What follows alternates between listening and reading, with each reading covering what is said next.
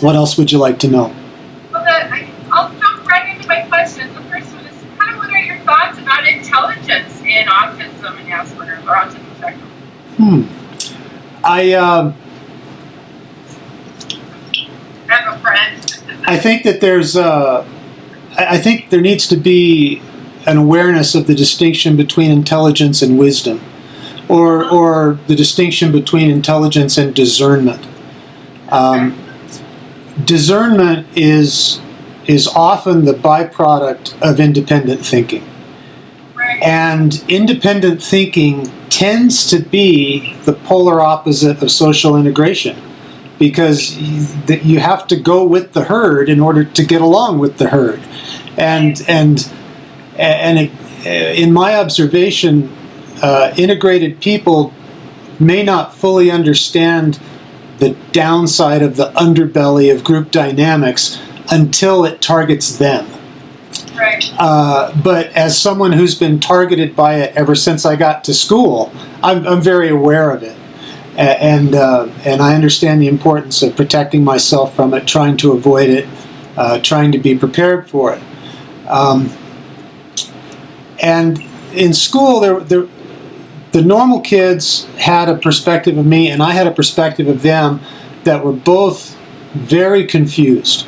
So, for instance, if you pressed them, they might admit that there was some value to me being able to win the spelling bee or get an A on the math test or beat them at a game of chess, okay? But to them, that was more than offset by the horror of me not being able to ride a skateboard or run and dribble a basketball at the same time or dance or socialize. To them, I was like this kind of dinosaur, and they would have hated to think that they could be like that. And from my perspective, I well understood that their physical coordination was amazing. That they could dance, they could ride a ice skate, they could do all this stuff, but they didn't seem to be able to think independently, and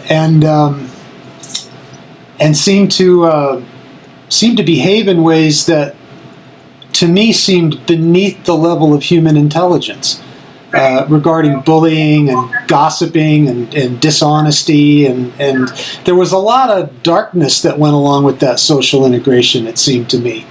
And but I don't think that it wasn't a lack of intelligence. It was just kind of a lack of discernment that I saw in them. And then what they saw in me was a lack of social functionality, but they didn't really separate it out that much. And so they would call me names like moron and retard. And then for me to, beat them at chess or something would be even more frustrating for them, because they didn't think that I had anything upstairs. And so that's the source of a lot of the confusion that I had towards them and that they had towards me. I think that regarding intelligence, I don't think I'm as smart as people seem to think I am. But I do think, but when I was a kid especially, it's still fairly good, but when I was a kid, I had a memory that just wouldn't quit. I seemingly remembered absolutely everything. I just remembered everything. And with that tremendous recall and that ability to access it, which is what I really had when I was young, it could just come forward so quickly from the recesses of my brain that passed for intelligence. And I'm not sure that exactly was intelligence. A lot of time it was memory. So, for instance, everybody thought I was smart because I won the spelling bee. Well, the reason I won the spelling bee is that the spelling bee was limited to a few thousand words, and I just memorized every single one of them. Right. So, in other words, your memory was excellent. Yeah.